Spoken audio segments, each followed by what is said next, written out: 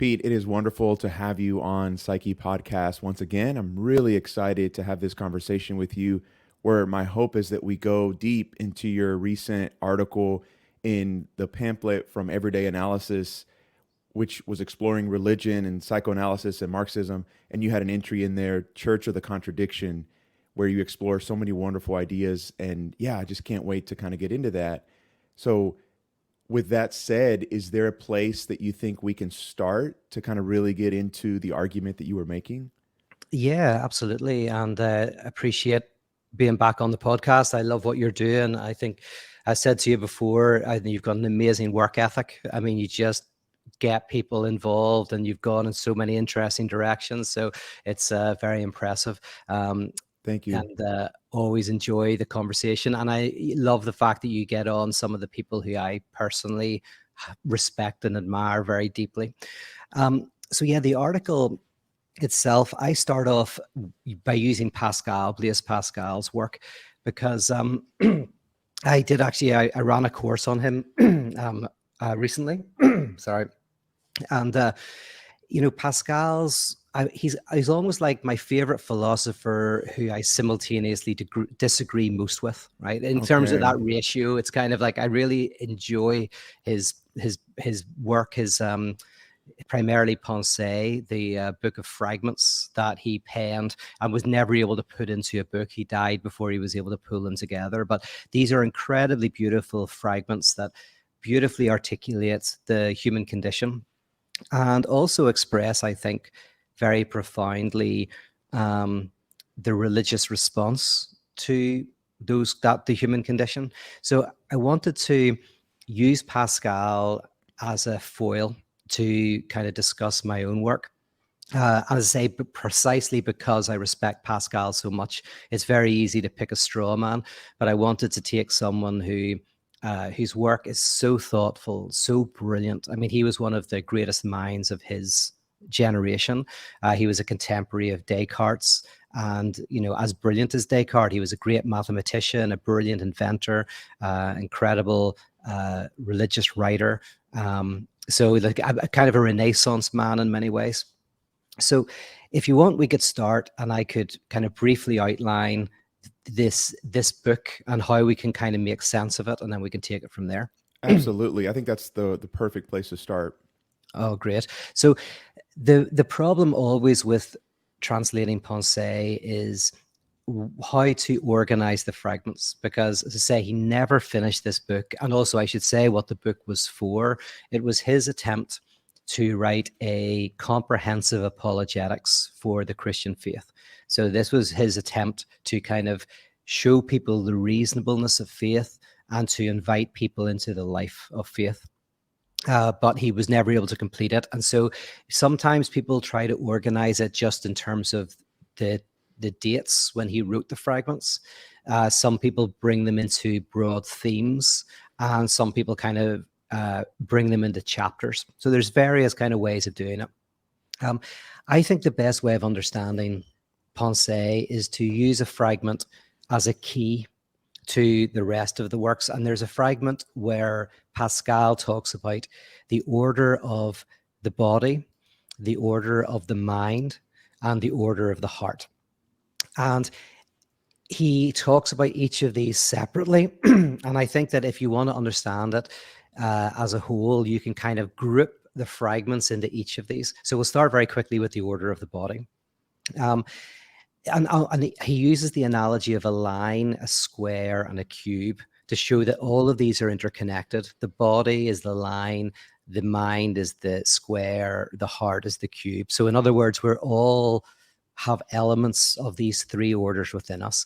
And I think actually they connect in some way with Lacan's imaginary, symbolic, and real. But Fascinating. we may talk about that or not. But the order of the body is really Pascal's way of saying carnal pleasures, right? The order of the body, we want joy, we want pleasure in life. And so that's kind of the hope of the order of the body. Each of these orders has a hope, has a reality, and has a compromise formation. So the hope of the order of the body is that we can have joy. For Pascal, the reality of the order of the body is misery. where he says actually the human condition is one of suffering, where even beautiful things pass very quickly. And so there is a certain miserable dimension to the body. Uh, and so we live between the hope of joy, the reality of misery. So we've got this kind of like dialectic between these two. And another thing I should mention is the misery is directly connected to the hope. Uh, Other animals have the same condition as we do. Other animals die, trees collapse, and dogs perish, and but they don't feel the misery of it. The misery of the human condition is partly because we're marked by this sense in which there's an injustice to that, that there should be something that fills the lack, that kind of that gives us eternity. We're marked by some fundamental loss for Pascal, and that's kind of what makes us miserable, and it also makes us hope. And then there's what we can call a compromise formation in psychoanalysis, a symptom, which is something that tries to bring together two opposites. And the compromise formation for Pascal is divertisement, where people give themselves over to all sorts of distractions in order to avoid the misery of life, and also in order to feel like they might get enjoyment. So, for example, he talks about the hunt, that people go out on hunts in order to uh, kind of divert their boredom, to get rid of their boredom, and also sometimes to think, oh, if only I caught the animal, then I'd be happy, right? Then you catch the animal, it's not that great, but that kind of divertisement that occurs. So that's in a nutshell the order of the body. Do you want to ask anything about that, or Well, I just wondered, and I know you actually have before on this podcast, but it's such a great, example, and you bring it up in the article. I was thinking maybe you could riff a little bit on like Wile E. Coyote yeah, and how that's kind of an illustration of this divertisement and the hunt and how that gets yes. fleshed out. Could you kind of talk about that? Because I thought that was so funny and but just so illuminating as well. Yeah, no, there's something beautiful about Roadrunner, because it captures the essence of something very human.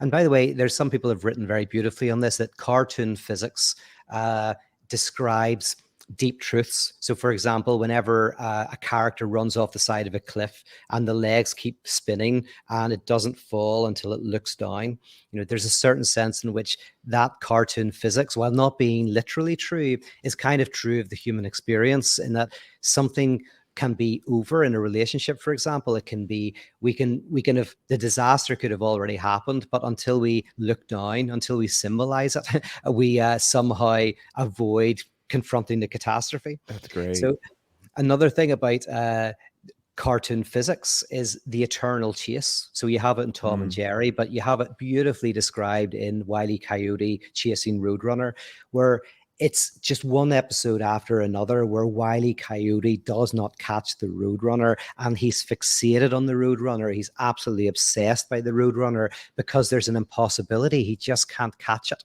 And he always uses Acme products. And you go like, they're always rubbish. The Acme products always fail. And you go, why does he keep using the Acme products whenever they're so rubbish? And of course, the answer must be that he does it precisely because they are rubbish. Precisely because at an unconscious level, he doesn't want to catch the Roadrunner. Like, he would be devastated if he caught it, because then what would his life be about? His Right. entire life is organized around chasing the Roadrunner. Um, I have a friend who's an actor and became very well known as an actor. And the most devastating moment in his life was whenever he hit the pinnacle of his acting career, where he kind of got the Roadrunner. Yeah, and when he was holding the Roadrunner, it was like, is that it? And in the article, I mentioned that there's a brilliant cutaway in Family Guy where this actually happens, where Roadrunner catches, Wile E. Coyote catches the Roadrunner, and he sits down with his friend and he's eating it, and he's saying, oh, when you've really worked for your food, I mean, really worked for it, it tastes so much better. And then his friend says, oh, yeah, by the way, what are you going to do now? And Wile E. Coyote's like, oh, never really thought about that. And then it cuts to him watching daytime TV and drinking and then doing a really terrible job. And then he tries to kill himself with a catapult, right? Because once he catches the thing, it's a disaster. This is a beautiful way of describing, because always when you hear this, there's a very good critique that can be made, which is like, oh, this is a way of saying, oh, poor you for being rich, right? You know, Mm, as if being rich and being poor are the same. Oh, it's difficult for both. When you go like, no, if you're poor, it's worse. Like life is more difficult. But what Pascal's arguing is more that in society, the losers lose doubly, but even the winners lose. And his example is a wheel that's spinning. And if you're on a spinning wheel, the closer you are to the center, the less you'll feel the centrifugal forces, right? You're mm, still spinning, but less you feel it. And for Pascal, the hero of the order of the body is, well, we could call it today the celebrity. He would say the king or the queen, but the celebrity, because the celebrity is able to pay a huge amount of money to have divertissements. They're able to divert their attention from their own misery in ways that other people can't. But for Pascal, they're still in misery. And in some respects, it might, in one sense, be they don't have access to a truth that other people have access to. You know, they're kind of constantly like a king with a jester. You literally pay someone whose full-time job it is to entertain you, to divert your attention from your boredom. So for Pascal, we're all in the condition of misery. We all engage in divertisement, but there is pleasure in divertisement, and the wealthy do get pleasure. Just like in Freud, a compromise formation, if you're thirsty, in a dream, you might have a dream where you're drinking water, right? There is a substitute enjoyment to that. That sure. does something, but it doesn't, but it's not ultimately satisfying, right? So in a similar way, divertisement gives some pleasure in life, but it's not, it's a substitute pleasure. It's not the real thing. And Pascal beautifully, I mean, this is probably him at his best. If anybody's wants to read Ponce, where he's at his best is describing the human condition. Like when Mm. you read it, he wants you to feel that misery. Um, and he does it very beautifully. Oh, that's great. Okay, so that's some really good stuff on the order of the body. What do you have on the order of the mind? Where should we go there?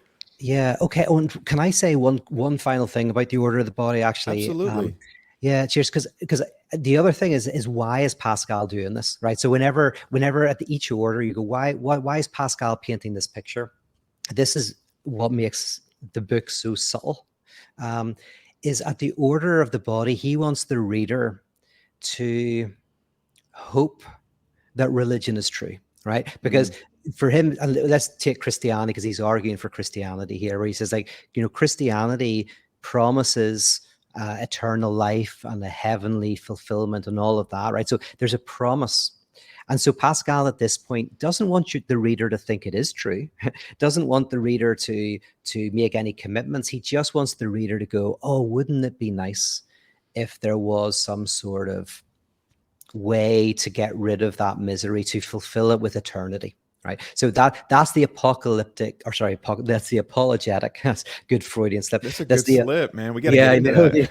the apocalyptic, because it is apocalyptic. It's funny that I use that because I think that uh that actually it would be an apocalypse if we were satisfied, right? So if I Well, it's a analyze type of myself in that, revealing too. That's kind of where I was going. What's it revealing? what's it? Yeah, that's it. Yeah, because that's literally what it means. So it reveals. And what does it reveal unconsciously for me is Right. it actually reveals misery. Like it would be the opposite. Pascal thinks that if we could be fulfilled, it would be wonderful. But from a psychoanalytic perspective, if you could be fulfilled, that's a living death. Exactly. That's a that's a destructive event. That's like you know. But so we'll get to that in a second. But you know, getting back to Pascal. So yes, that's the apologetic reason for this argument. Okay, And then, so okay, so do you think it's a good time to go into the order of the mind? Yeah. perfect. Yep. So now, if he's been successful at this point, this is what Pascal wants. He wants you to go, oh, I wish it was true, and then he wants to uh, bring you another step, very subtly another step. So if the order of the body is about the reality of misery, the hope of joy, and the symptom of divertisement, then the order of the mind, the reality is unknowing. And by that, he means that to be human is we are so immersed in unknowing. There's so little we know. In fact, things that we know, we don't really know. I mean, this is the most disturbing thing. Like we know that whenever that objects fall to the ground, we didn't really know why until relatively recently, gravity. But most of us don't even know what that is, right? And we go like, well, bodies attract each other. But then what does that mean? And like, so you kind of, Pascal is again so brilliant at kind of showing us that there's lots of things we don't know. And even the things we think we know, we don't know. Mm, He says that basically we are surrounded by two infinite abysses. One that you can see through the telescope and the other that you can see through the microscope. mm, Because so we can, like, if you look through a telescope, you see this universe expanding out like so vast that it boggles the mind whenever I hear physicists talk about the trillions of stars and the galaxies. It's mind-boggling. And then at a microscopic level, Pascal already perceived that that is going to open up into infinite realms. And we see that partially again at the subatomic level. And what we see at CERN when they're smashing atoms together and finding new subatomic virtual particles. So the reality is unknowing. The hope is knowledge, right? mm. That's what, at the order of the mind, that's what we hope for. We hope for knowledge. If at the order of the body, we hope for joy. At the order of the mind, we hope for knowledge. And then what's the compromise formation? Well, you could say probability. And Pascal's really the inventor of probability theory, or one of them, where he says that to be human is, we can know a certain amount. We can wrestle with probabilities and the levels of reasonableness. And that's where we have to be. So that's kind of like how he paints the order of the mind. Oh, and the hero of the order of the mind, the archetype, would be the scholar. If the Okay. archetype of the order of the body is the celebrity, the archetype of the order of the mind would be the scholar. Yeah. Sure. Is there any specific place you really see that today? People kind of pursuing that knowledge in a way maybe that's problematic, or Well, that misses something important. yeah, I mean that's very true. I mean, there's Lacan was very critical of the university, ironically, because he thought it was a discourse that Right. for him it was a discourse that propagated knowledge, but behind the knowledge was power. It was always in the service of power, and so yeah, there's definitely people, I mean, we all do it. We all find evidence to justify our positions to greater or lesser extents. We have a greater propensity to try to find things that will back up what we think. So, the order of the mind definitely is open to abuse. Like the order of the body is so open to abuse, the order of the mind as well. You're absolutely right. Um, Yeah, and oh, I'm also thinking like maybe more on, at least in the United States, on the left. Sometimes I hear statements around, if we just give them more facts, or if they mhm, just have greater knowledge, they'll kind of come to our side. They'll finally see the truth. yeah. And I think they're missing another side of things. Well, it's very interesting how, like, some of the slogans that have been used, say, on the right and ridiculed on the left, are then used on the left and ridiculed by the right, and So vice true. versa. So yeah, so you had the whole thing of follow the science. And that Right. was used very much on one side, and now it's used on the other side. One is bodily autonomy. So, in terms of, say, abortion, bodily autonomy, but then what about the vaccinations, bodily autonomy? And when I'm saying that, I'm not saying one side or the other. I'm more Sure. saying that it's interesting how um, you claim science whenever you think it's on your side, and then you ditch it when you Totally. think it isn't. We No, all do it, totally. and I would love to be able to say, oh, my enemies do that, but what, of course I do it. Come on, let's Yeah. all admit we're all Let's be honest about susceptible. that. Yeah, Yes, for sure. I mean, it's hard to do. I mean, that actually is the most difficult position, is to try to not always see the others doing the bad stuff, but to Right. somehow try to see it in yourself. And you would know this as an analyst, therapist, that Absolutely. yeah, somehow there's something about taking responsibility for something that you passively think you're passive observer of something, and you're like, oh, I'm not just passively observing that. There's something of that other person that is in me. Yeah, Yeah, no, completely. Okay, what yeah. about kind of the third kind of Oh, yeah. component of Pascal's work that you've been kind of helping us understand, the order of the heart? Order of the heart, yes. What And would you want to say oh, about that? yeah, and actually, I should do the same thing I did with the order of the body very quickly and kind of go, why is Pascal arguing for this? So I'll Sure. say it very quickly, and then definitely order of the heart is at the level of the body. Pascal wants you to hope that religion's true. At the order of the mind, Pascal wants you to see that it's possible that it's true. Now, not that it is true, because actually Pascal rules out that you can ever know if, say, Christianity is true or false. He just rules that out. He's kind of like there's an epistemological unknowing. We could never know if God exists or doesn't exist. But he also says we can look at religions and philosophies and we can see if they're more or less reasonable. And something that Pascal doesn't get much credit for, a lot of people, especially in analytic philosophy, they cut out his wager His argument. wager, right? Yeah. Yeah. So, and then they look at that outside of the context of the pensée, and then it doesn't make sense. But like Pascal does take a lot of effort to show that he thinks Christianity is reasonable. Not that it's true, but that it's a reasonable position to be taken seriously. Now, one may or may not be convinced by that argument, but it's important to know that he spends a great deal of time trying to show that it's reasonable. And so at the level of the mind, he wants you to go, oh, it could be true. At the order of the body, I'd like it to be true. Order of the mind, it could be true.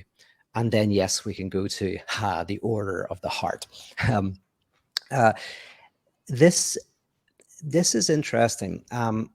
It's almost like I would say it like this. It's quite nuanced, the position, but at this point, if Pascal has been successful, he has got you, the reader, to go, I love Christianity to be true, and it's possible that it's true. And then Pascal brings out, well, this is where he brings out the wager, which is kind of a bridge to the heart.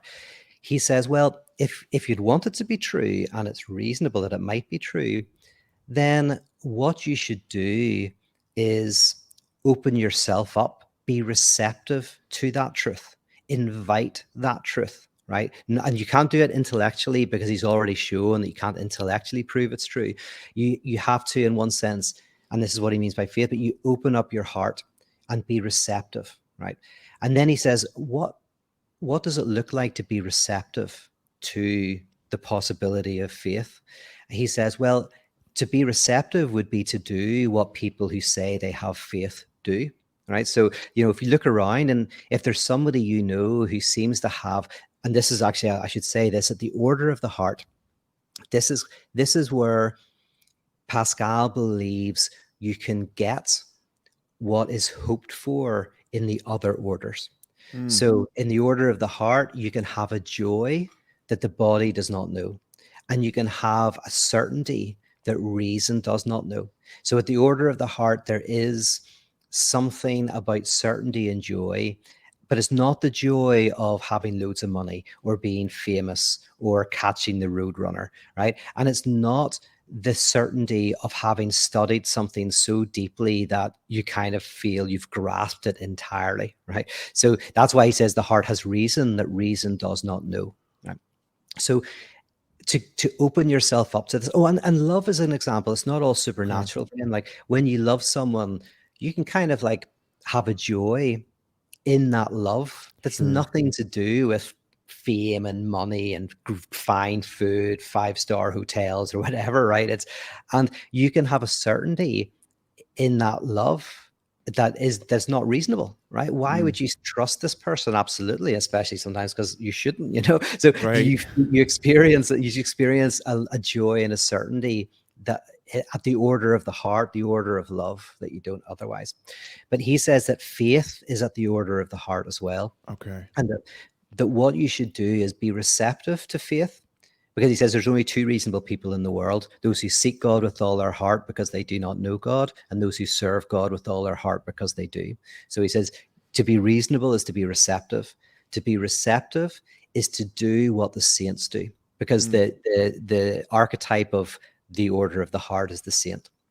And you go, what do they do? Well, do they pray? Do they fast? Do they meditate? Do they read? Do those things?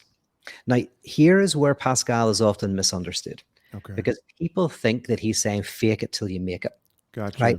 Gotcha. He says, kneel down and pray, and eventually you'll believe. But Pascal's not quite saying that.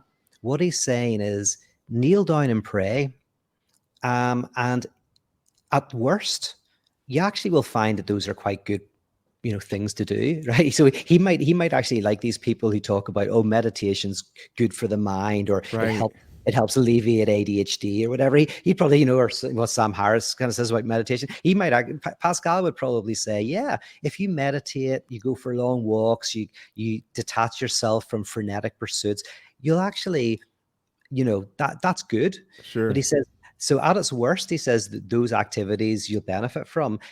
At its best, you will experience the incoming of the Holy Spirit. You'll experience God, right? And Mm, that's faith. So it's not that you just believe or you just practice some rituals until basically you, uh, what would be the word, brainwash yourself, right? You sure. brainwash yourself into believing. No, he says it's just you're being receptive to it, and that's at the order of the heart.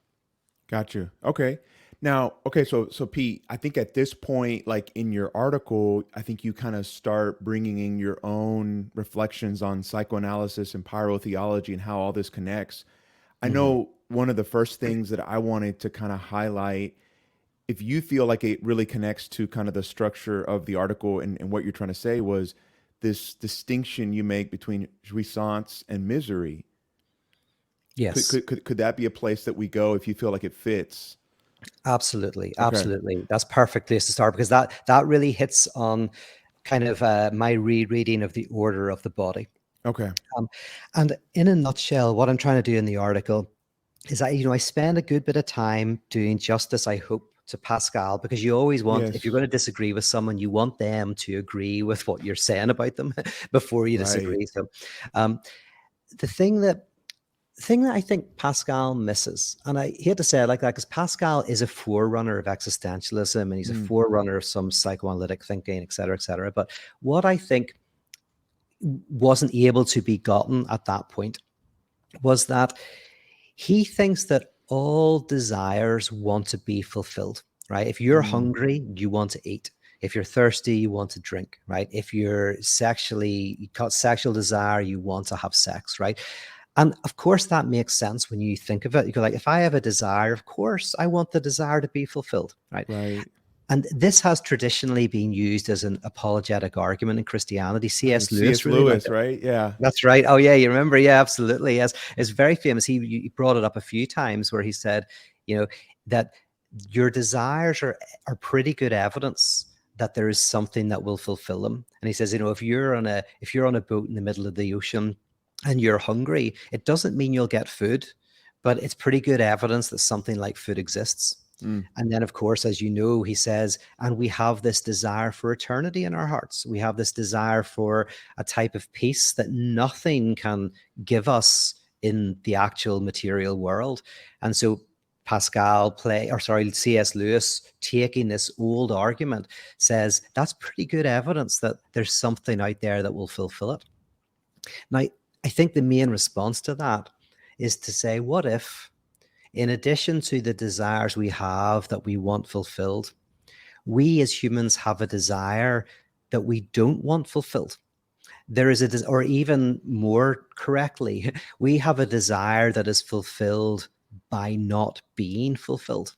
mm, And what that would mean is that there's something about desire itself that is desirous, that we want to keep our desire alive, which means we do want homeostasis. We do want simply to be so at peace that we're pretty much indistinguishable from being dead.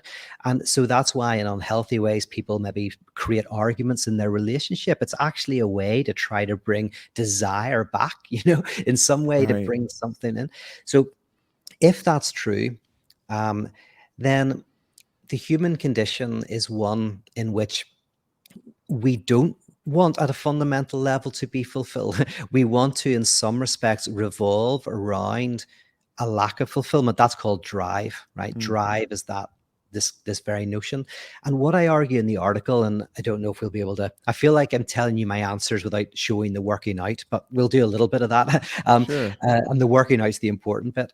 But I would want to argue that for Pascal, this sense of something missing is a loss. It's a loss of something we did have in the past, um, not as individuals necessarily, but like pre-fall, there was some sort of like wholeness to reality.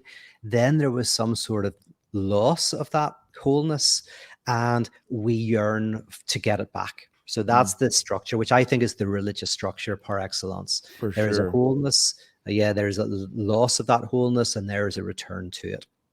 Um, but in Lacanian kind of notions and paratheology, I would say that we're not just marked by loss, right? We are marked by loss. There's things we lose relationships, we lose love, but we're also marked with lack. And lack is a type of gap that didn't have something that filled it. It's like we are constituted by our lack. And one way of saying this is that when we become subjects, where I can say me, I can say Peter, to have an inner life, I need an outer life. To have an I, there must be a thou. And when I'm kind of one with my mother, there's no I or thou, there's just this oneness. As I separate, the I comes into being. So I am the result of the separation. It's not that I pre-existed it. I, as a inner world, exist because there is now an outer world. So I am marked by a lack that nothing will fulfill.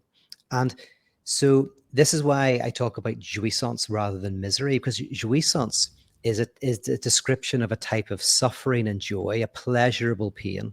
And that's where whenever you sacrifice and you love and you work hard or whatever, that you're doing something that has lack within it. Jouissance is fueled by lack, right? Maybe you really desire something that's impossible. It causes you suffering because that person you can't be with, but then you have moments where you're with them and it causes great pleasure. This is kind of jouissance. So my argument is that at the order of the body, we do not want to fill the lack. Rather, we want a way to enjoy the lack. We want a way to revolve around it in a productive or enjoyable way. Does that make sense? Do you want to Yeah. unpick that at all? Or No, no, totally. I think, I mean, one of the things that's coming up for me, and I think this is in that section, if I'm remembering correctly, I read it last night again, but is, and I kind of made a little note, and I even kind of pulled up the paragraph. I can bring it up. Is how all this is maybe connected to ideology. yes, yes, Um, and I know I'm throwing this up on the screen, but this is what you wrote.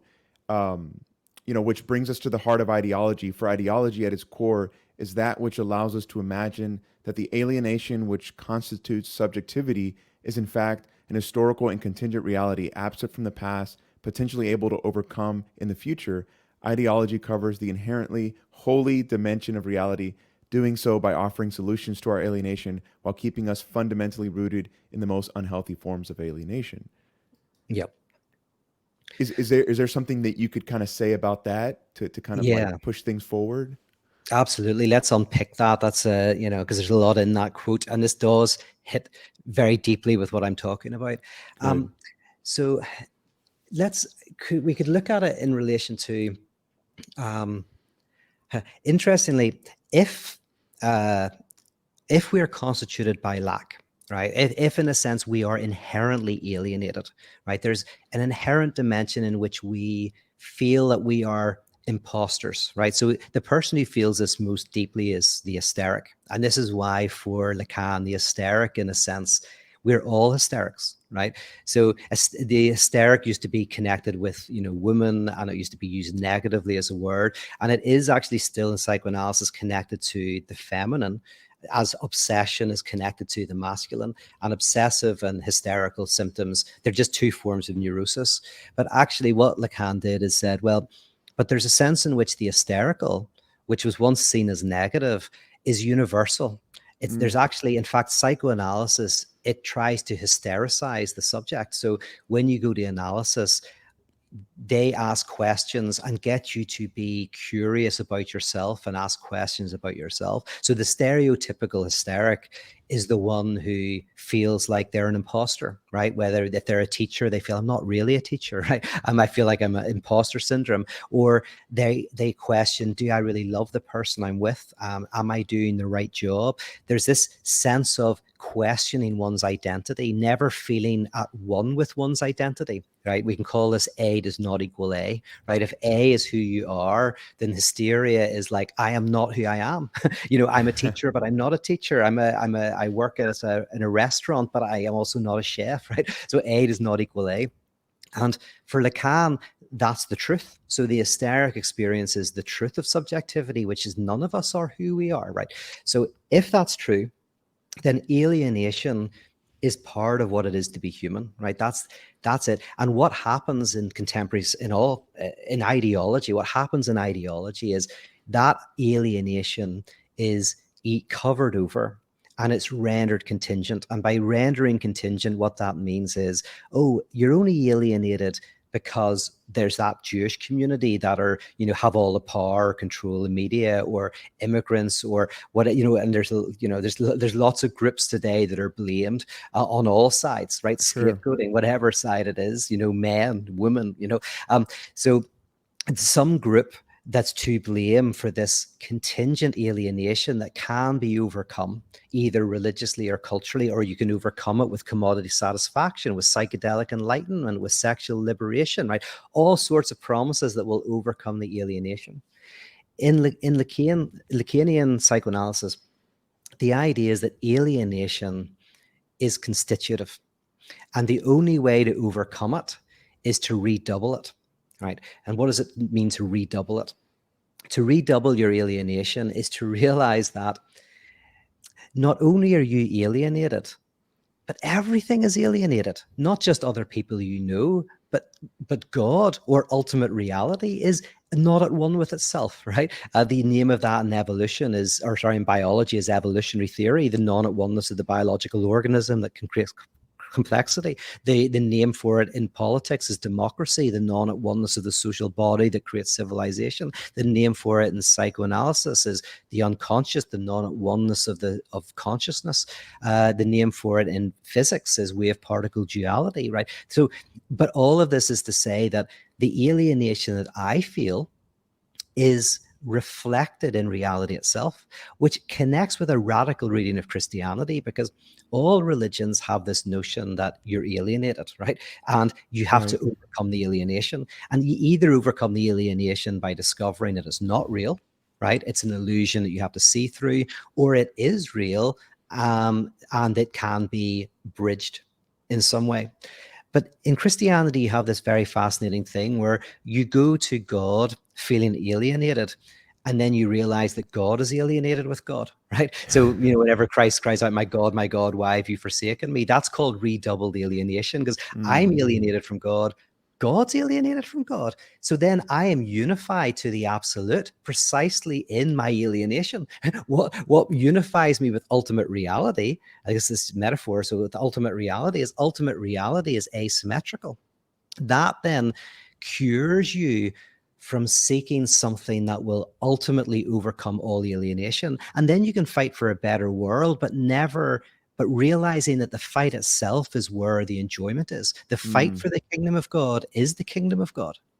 Yeah. I love that, Pete, so much. And I think where I really want to go, I mean, this kind of goes beautifully into your article when you start getting more practical, is how do you understand the difference between self-help and grace? Yeah. Because I think self-help is such, especially here in the United States, at least, it's such a common way to try to cope or maybe sometimes even fix this alienation. But you have some really powerful thoughts on how that's not effective, not the right approach, and you get into kind of this interesting understanding of grace. So maybe you could kind of talk about that. Thank you. No, this is great. You're setting up the entire article. It's brilliant. Although people won't have to read it now. All the better. No, no, So, no, yeah, no. Please read the article. It's amazing. yeah, I'm very interested in this, in kind of like a critique of self-help as inherently conservative, reactionary, let me say, Sure. and inherently ideological. Now, not that, but not all self-help is self-help, right? But what I mean by self-help is something that helps you go from A to B. So self-help, whatever self is, maybe you want to write a book and you do some self-help that gives you, advice on how to do that, or get out of a relationship or get into a relationship or whatever. So self-help is about helping you kind of say get from one place to another, from A to B. Now, unconsciously, the other element of self-help is to always sabotage that, right? Right. And this is where it gets more complicated and more interesting, is because, and this is something like Todd McGowan's critique of capitalism, Mm. which is very interesting because it's not the typical critique, right? Some people will argue capitalism works, right? And by capitalism works, they'll say, well, there's lots of problems with it, et cetera, et cetera. But hey, it is a tide that raises all boats. That the wealth around the world is increasing, and it's productive of technology, and et cetera, et cetera, et cetera, right? And then there's people who'll argue that capitalism doesn't work. They'll go, no, no, no, hold on a second. It generates huge amounts of waste. It generates recessions and depressions, and it doesn't work. Todd McGowan's argument is capitalism works because it doesn't work, right? Mm. And that's the much more interesting thing, is that potentially what keeps us within a certain form of capitalism is precisely that it offers us a fantasy of fulfillment without ever giving us it. So we're Right. always, and even Adam Smith argued this. I mean, Adam Smith, one of the founding fathers of capitalism, he argued that capitalism works precisely because it fools people, because Mm. people think that by having loads of money they'll be happy, and it kind of like by buying into this, kind of the whole system kind of works. So with self-help, what I'm arguing is that why does it work? Because it doesn't. Because actually what we enjoy is the struggle and the sacrifice. That's actually what we enjoy. We fantasize that if I won the lottery, then I'd be happy, right? Or once I retire, I can go to the beach and I can not do any work, right? I can sacrifice. But the problem is, this is why I say the losers lose in our system, but Mm. even the winners lose. The losers lose doubly. But when you retire at the beach after a lifetime of work, that's dead. People often die after that, because even if they didn't like their work, now they're doing nothing, right? And they're going like, Right. oh my goodness, like I can't stand this doing nothing. This is awful, right? So the idea is that we actually get our enjoyment from failure, from Mm. enacting failure. So one example is a friend of mine who recently told me that he was getting sick of his relationship because he was always in trouble with his wife. Now, in all honesty, he deserved it half the time, right? But sometimes he didn't, right? They And usually do. usually do, exactly, but he was like, she was always, telling him off, and he just got sick of this, and he was just saying like, I think I'm done. But as we talked, I was like, listen, mate, said, you love to win people over in your work and in your love life. And I know your partner, and she loves to be won over. In a way, what's happening in your relationship is you're both getting your enjoyment. Like, what if she's making you feel bad because she wants you to win her over? And what if you want to win her over because that's what makes you really like her? And as we talked about this, he realized that's what he started to smile. The whole relationship started to feel like less of a burden to him. It wasn't that he had to change anything.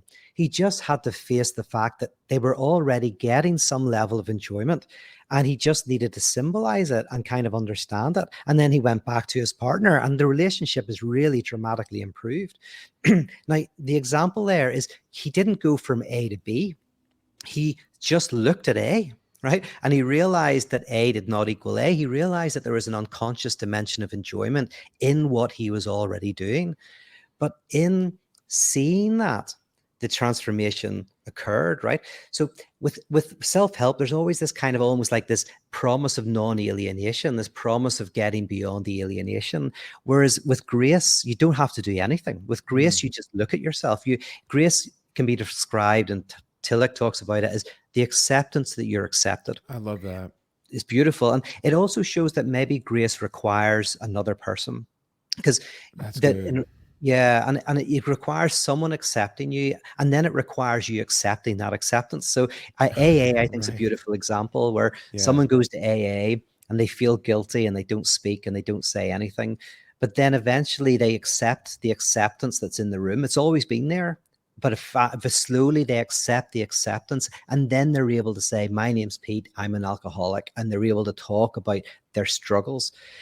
In that space, for me, once you're able to confront and symbolize your own enjoyments, your own situation, that is transformative. That will move you forward. Whereas self-help, and this is the weird thing about self-help, is while it promises to get you from A to B, it kind of, you unconsciously always find ways to sabotage the self-help, precisely because your enjoyment is in the failure.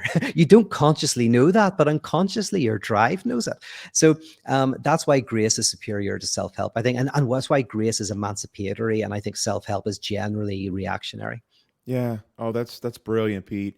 So, okay, I know maybe like one of the final things I really want to get into is this incredible distinction that you make between the unknown versus the unknowing God. But maybe before we go there, I'm just thinking of the title of your article, Church of the Contradiction. Mhm. Maybe this is a super basic question, but why church? I kind of just want to like highlight the fact that I think this is a really important aspect of your work and your project is to maybe bring some of these ideas into, if not, the institutional church, communities and creative artistic sort of like movements and expressions. I wonder if you can get into that a little bit. That this isn't just theoretical for you.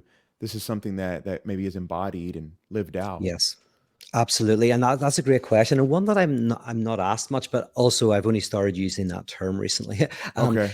but you know, so one could put it like this as well: as like, why not community of the contradiction, right? Right. And I actually wondered that. Yeah. Yeah, and yeah, and the reason for that is, so community for me, I generally define community as a group of people unified by a shared identity or a shared belief or a shared enemy, right? So Yeah. community, yeah, gathers together around one of those things, right? And whereas I argue that a communion is a gathering around a shared loss or a death of Mm, God. So communion, the Eucharist, is a meal around the death of God, right? Which is the fundamental in radical theology.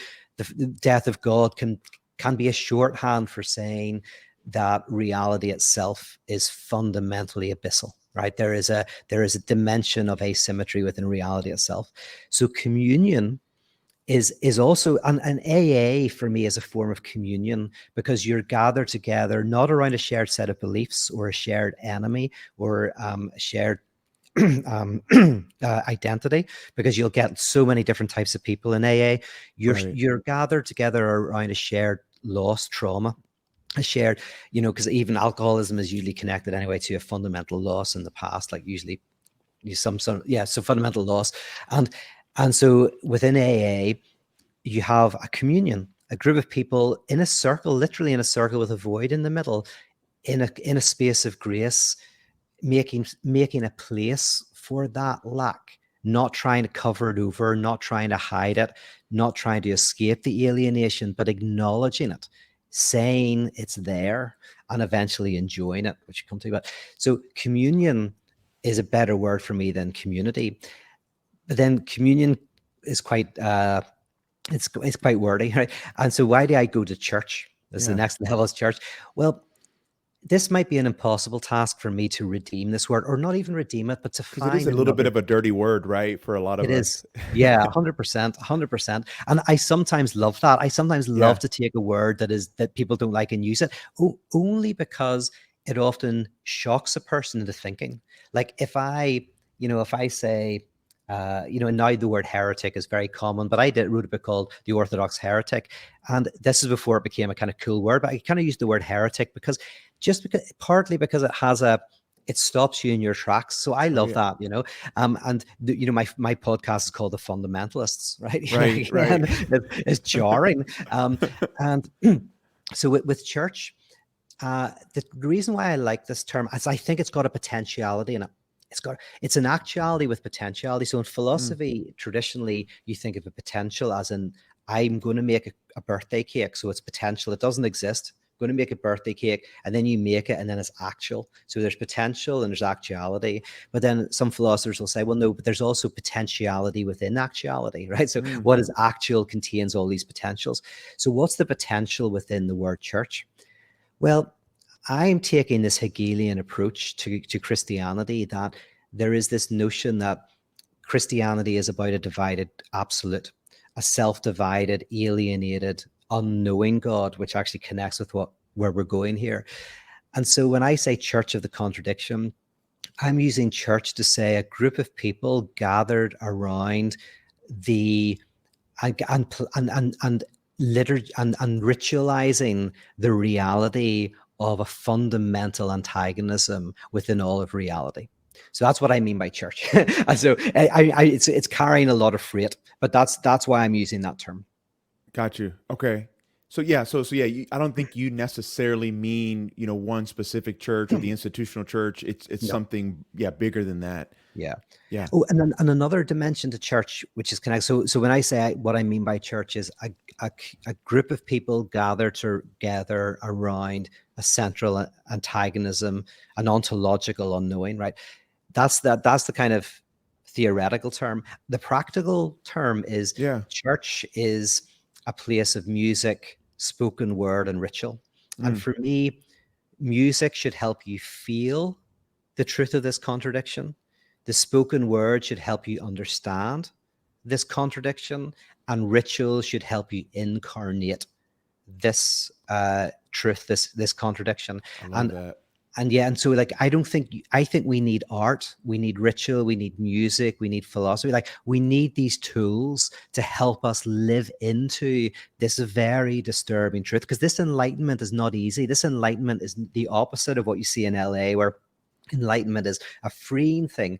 It makes you feel wonderful. It's about kind of getting rid of some strictures. No, this is death, right? In order to live, you must die. This is this fundamental embrace of doubt, unknowing, complexity, of letting go of wholeness and completeness, of letting go of that kind of idolatry is at first experienced profoundly painfully. So we Mm, need music, spoken word, and ritual to help us do that. So the word church carries with it, I think, my first definition is counterintuitive.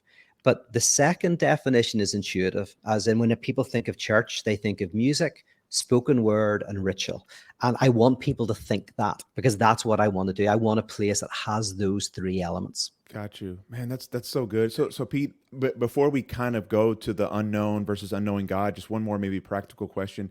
Do you have any examples out there, wherever in Europe, in the United States, where maybe you see someone or a community kind of doing some of this stuff? I'm just like personally interested in Yeah. connecting with people and trying to kind of dig deeper into that. Are there examples that you can throw out? That's a great question. There's part of me that always is worried about giving an example, because whenever people give Okay. concrete examples, often they're not great, but they're important. They're vital. Like, so for example, if you say to me, what's a good political organization? And then I name it, and 2 years down the line, it becomes its opposite. And this Yeah. this podcast still exists. So you've heard me advocate for a political movement that Fair. that like, no, it's terrible. But I will say this, first of all, and then feel free to push me on this. But Okay. the first thing I'd say is, for me, anywhere where this encounter with the fundamental alienation that we are happens, where we learn to embrace it and enjoy it, where we learn what Camus called to be the rebel, right? Because he says the revolutionary Mm, is the person who's unhappy until they get the kingdom that they want, and then the conservative is not happy until they get back to something that was lost. And he says, and both of them are tragic figures, because they're not happy when they don't have their thing. And if they ever get it, they'll be even more unhappy, right? right. Whereas the rebel is the one who loves the fight for the good. The fight for the good, the fight of love is itself enjoyable, right? So the rebel loves their struggle. And that's why in that famous movie, is it Marlon Brando? Oh, who is it? Says, but it's where the black motor Black Rebel Motorcycle Club. I remember that was in the movie. I forget the name. I always forget the name of it. But somebody says, this waitress says to this guy, "Here, Johnny, what are you rebelling against?" And he says, "What do you got?" Right? You know, in other words, like, I'm just love the rebellion. I just love it. Right? That's the ongoing struggle. Uh, Now I've lost my way. What were we talking about? Oh Well, yes. Oh, an just example. An example. Oh yes. example, yeah. So anywhere where people are able to confront this dimension of reality is an example. And I'll say Okay. things like, for example, the good psychoanalysis is an example. Existential philosophy, I think, is an example. And they're not, unfortunately, they're not. Well, psychoanalysis, there's group psychoanalysis. So group Mhm. psychoanalysis is an example. And I would tentatively say AA is Okay. a very bounded example, and because it's around alcohol in particular, but Sure. it is a bounded example of a community in which step zero basically is a step of grace and a step of Yeah. radical acceptance. So yeah, those are a few. No, that's beautiful. So, okay, maybe we can kind of like end by getting into kind of that last section of the article where you explore the Apostle Paul. I think it's Acts 17. He's engaging with the different philosophers. I think it's Mars Hill, if I'm remembering correctly. And there's this epitaph to the unknown God. I guess that's how it's usually translated from the Greek, but you maybe creatively have a different interpretation where instead of it being the unknown God, it's the unknowing God. Yeah. And I'm wondering Yes. if you can kind of do your thing with that.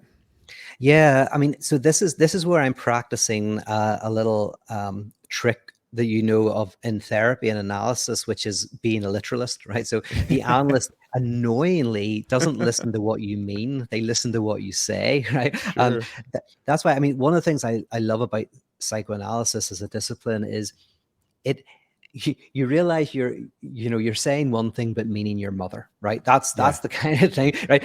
And it's incredible when you're with an analyst where you're talking about something and they're seeing structures in what you're saying, and they're also hearing what you missay and why you chose that word over this other word. And you kind of discover that there's a whole communication happening Mm, within your communication. It's really annoying because it's like, and it's fair. And this is why people, when they say, well, you just need an analyst if you don't have a good friend, right? I understand why people would say that. And I think it's a beautiful thing to say. And in some sure. respects, it might be true.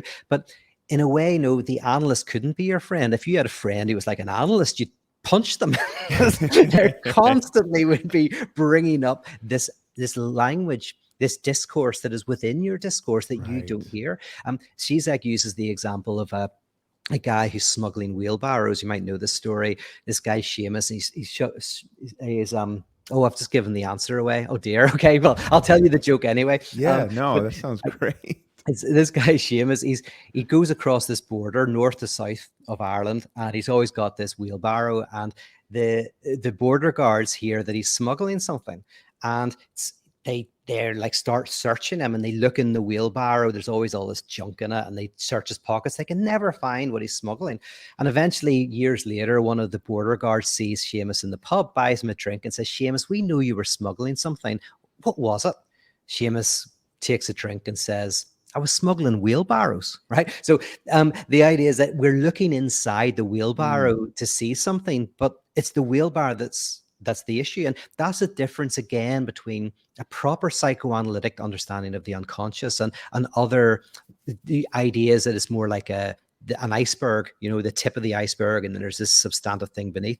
Because sure. in analysis, you don't look within to find the unconscious. The unconscious is right on the surface. It's like it's frustratingly right on the surface. Right. And you know, you just have to learn to listen to the surface discourse to discover it. So I was going to say one more thing about that because well, that'll come back to me. But this Sure. this is why, you know, if you an example I think I used in the article was whenever people were holding up signs saying "Love trumps hate," um, Yeah, that was and great. Yeah, and of course, what they intended to say is that they think that Trump is hateful or whatever, and that love is better than Trump, right? But what you could also see is, are they saying we love Trump's hate, or whether real or perceived, they're getting something out of having an enemy, having a scapegoat, having another, right? Whether deserved or not, it's like that they're getting something out of it. So that's the kind of literal reading that is so frustrating and so insightful. That the analyst listens to. So Sure. just using this technique with Augustos Theos, right? Obviously, in Athens, there were all of these temples and all of these monuments to gods, and so as to cover their ass, they had a monument to the unknown god, right? Just because they were like, we better work at that one as well. It's like the plus and LGBT plus, right? It's like, oh, we may be missing an identity, so put the plus so as we kind of make sure we're covered. And as some people have said about the plus in the LGBT plus, and Shizak makes this argument, is that the kind of conservative reading is the plus covers your ass because, hey, there's other identities we haven't named yet. So the plus is that. But then Shizak says, well, what if the plus doesn't describe just an infinite, what we call a bad infinity of possible Right. identities, but rather symbolizes a lack of identity as such? So Augustos Theos, while it's translated the unknown God, can be literally translated the unknowing God, right? It's literally agnostos, unknowing, theos, God, unknowing God. And what I'm doing in the article is I'm saying that that's the more radical notion of God. The mystical notion of God is that God is unknown. That's Pascal, epistemological unknowing. The more radical notion is an ontological unknowing, which is an unknowing God, meaning that there is within God a split, or within reality itself, an asymmetry or a split.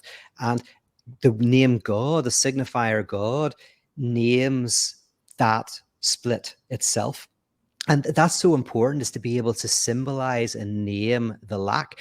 One of the major issues we have as humans, I've talked about this a couple of times recently, actually, on my Instagram, but so forgive me if anyone's heard this before, but talking about how some people can often have this feeling of a catastrophic event that's going to happen in the future. They're going to lose their partner and it's going to be awful, right? And they're terrified of it, and they're terrified of losing their partner, right? And it's not just a fear, it's not justified by empiricism necessarily. It's this pathological fear that grips them at night.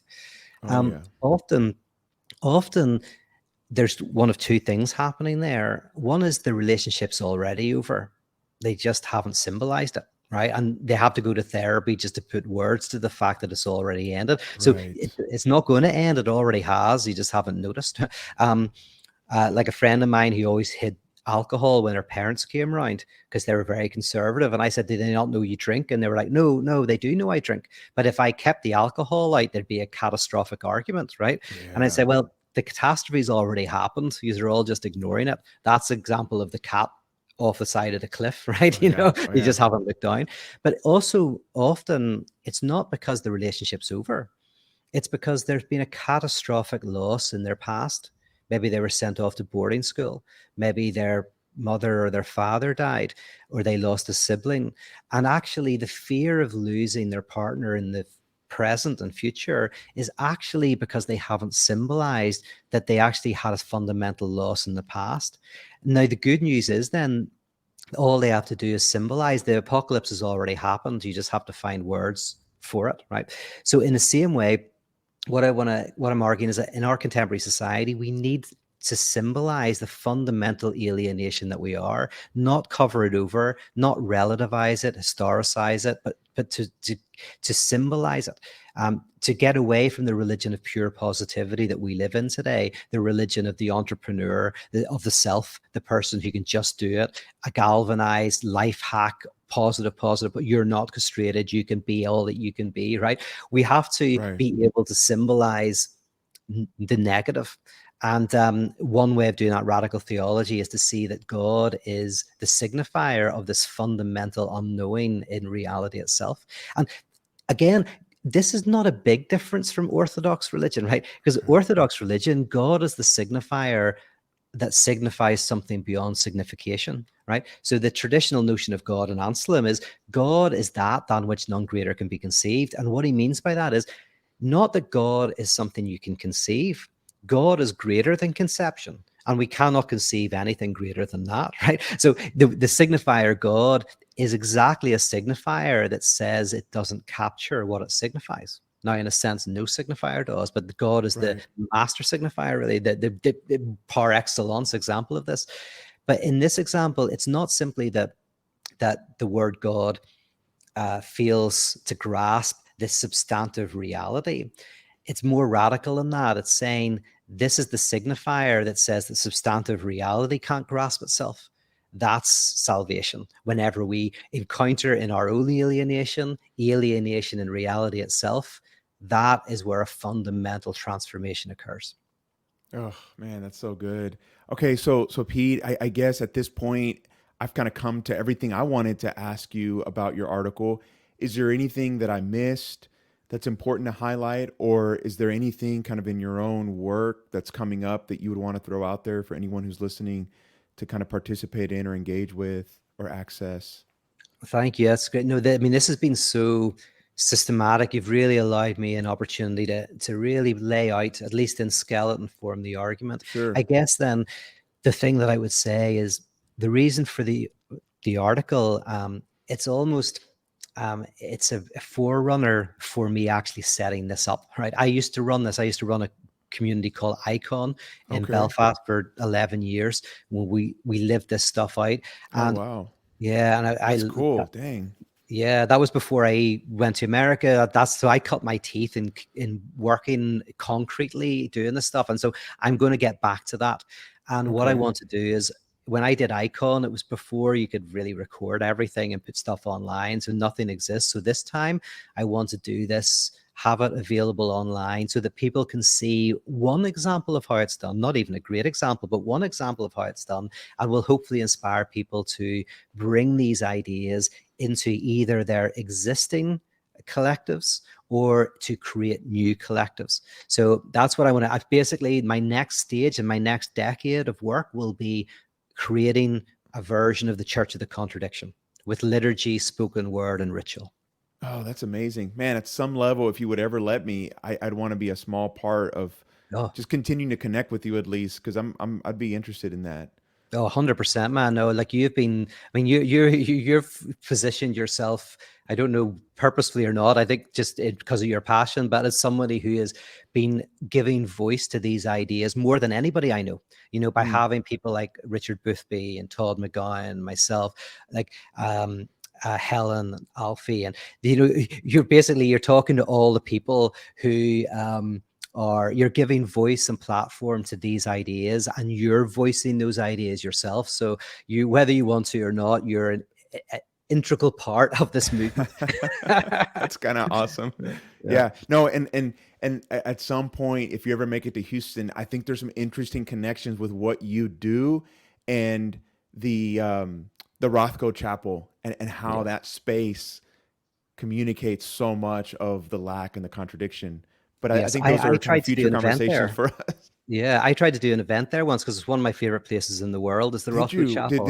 it not work out? Well, it worked out as in they were open to it, but then there's so many constraints in what you can do in the space because they curate the space and Yeah. they do it. So the things that we wanted to do, I think, were not possible. But there's definitely a way of doing stuff in it. It's just I think at the time we were going to do stuff that was very creative, and I think they were Got kind of you. freaking out a little bit. Okay. Okay. But yeah, I think it's the perfect venue to do something. I would encourage you to do something in that, and I would support you in that, and I would maybe even fly over for it. So yeah. Yeah, I know someone really well that's very connected to it, so I'm just gonna do some more thinking on it, and maybe we can just kind of touch base on it at some point. Yeah, I'd love that because yeah, that is a chapel that captures in artistic form kind of what I'm talking about, but more so than anywhere else I know in the world. I think so. Yeah.